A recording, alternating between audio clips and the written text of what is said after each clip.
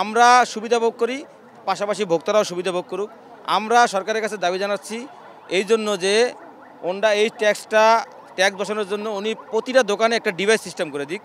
যখন আমরা একটা মোবাইল বিক্রি করব ওই ডিভাইসের মাধ্যমে আমরা ওটাকে অ্যাক্টিভ করে দিব, ওই ট্যাক্সটা ওনরা সরকার অটোমেটিকলি কাটিয়ে নিবে ওই ডিভাইসের মাধ্যমে।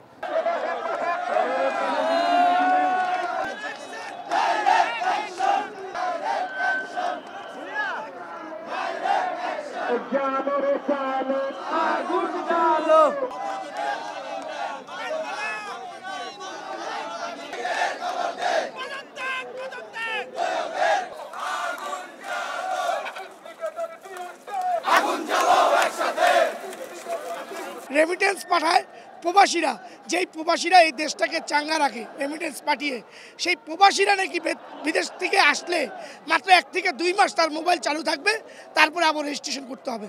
আমি বললাম যারা আমাদের দেশের জন্য এত কষ্ট করছে বিদেশে থেকে, তাদের জন্য কেন এত বাধাগ্রস্ত হবে রেজিস্ট্রেশন করার জন্য? তাদের জন্য করতে হবে, পৃথিবীর কোনো জায়গায় এই সিস্টেম নেই। তাদের জন্য করা উচিত, তারা 6 মাস 1 বছর যতদিন থাকবে তাদের এই ফোনটা চালু রাখা উচিত। আমরা ট্যাক্স দিতে চাই সুলভ, একেবারে রিজনেবল একটা ট্যাক্স, এবং আমাদের আমদানি সহজীকরণ করতে চাই। যে আমদানিতে যে বাধা আছে, বাধাগুলো আপনি অপসারণ করে দেন। এখন আমাদের এই এনইআর সিস্টেমের প্রবলেমটা কি? প্রবলেম হলো আমরা যারা মোবাইল ব্যবসা করি, আমাদের হিউজ কোয়ান্টিটি মোবাইল আমাদের হাতে আছে। এই মোবাইলগুলো আমাদের সেল করার একটা সময় দিতে হবে। আমরা যারা অ্যাক্সেসরিজ ব্যবসা করি, অ্যাক্সেসরিজ ব্যবসা করলে যেমন আপনি যারা অফিসিয়াল মোবাইল বিষয়ে তাদের 4-5টা মাত্র মডেল, আমাদের মডেল আছে বিভিন্ন, মোটরোলা, স্যামসাং, সোনি, ফ্ল্যাগশিপ অনেক মডেল আছে, নাথিং, এভরিথিং অনেক মডেল আছে। এই মডেলগুলো আর এগেনস্টে আমরা অনেক অ্যাক্সেসরিজ কিনেছি, গ্লাস কিনেছি, কাভার কিনেছি, একটা হিউজ হাজার কোটি টাকার এই আপনার প্রোডাক্টগুলো ধ্বংস হয়ে যাবে।